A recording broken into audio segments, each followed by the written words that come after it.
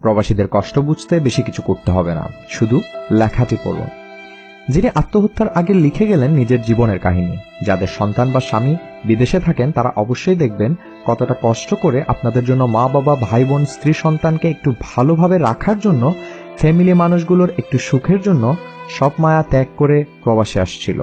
জানি না এবার কার সুখের আশায় দুনিয়ার মায়াও ত্যাগ করে পৃথিবী থেকে চলে গেছেন। বাড়ি ছিল রাজশাহীর চাপাই নবাবগঞ্জে। ওনার সম্পর্কে যতটুকু জেনেছি, মানুষটা অনেক সহজ সরল টাইপের ছিলেন। সবসময়ই সোজাসাপটা কথা বলতে পছন্দ করতেন। নিজের মনের কথাটা ঠিকমতো প্রকাশও করতে পারতেন না। সিগারেট কিংবা কোনো বাজে অভ্যাসও ছিল না। 9 মাস আগেই ছুটিতে দেশে গিয়ে বিয়ে করে এসেছিলেন। বাড়িতে মা বাবা, ছোট ভাই বোন, স্ত্রী নিয়ে ওনার যৌথ ফ্যামিলি ছিল। ওনার রুমমেটদের কাছে জানতে পারলাম কিছুদিন থেকে নাকি উনি বেশ উদাস আর মন খারাপ করে থাকতো। ঠিকমতো খাওয়া দাওয়া করত না। রাতে সবাই ঘুমাতো, উনি বেডে শুয়ে কেঁদে বালিশ ভিজাতো। সুইসাইড করার কারণটা আর শেষ ইচ্ছাটা মরার আগে চিরকুটে লিখে গিয়েছিলেন। মাস 2 আগে ওনার ভিসা নিয়ে একটু প্রবলেম হয়েছিল। 2 মাস ধরে বাড়িতে কোনো টাকা পাঠাতে পারেননি। স্যালারি সব টাকায় ভিসার ঝামেলার মেটাতে শেষ হয়ে গিয়েছিল। ফ্যামিলির সবাই ভাবছিল উনি টাকাটা বউয়ের পার্সোনাল অ্যাকাউন্টে পাঠাচ্ছেন।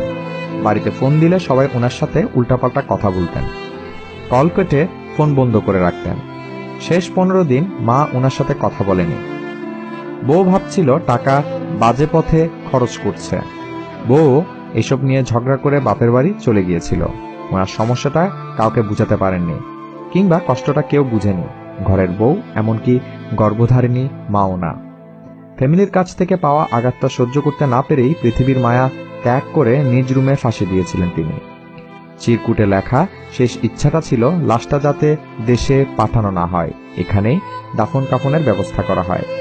শেষ ইচ্ছাটা হয়তো পূরণ করা সম্ভব হবে না। কোম্পানি থেকে লাশটা দেশে পাঠিয়ে দিবে।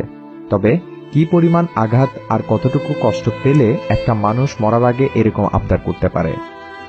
তাই সিরিয়াসলি একটা কথা বলি, প্রবাসীরা ভোগ বিলাসিতা কিংবা নিজেদের সুখের জন্য বিদেশ আসে না, ফ্যামিলির কথা চিন্তা করেই বিদেশ আসে।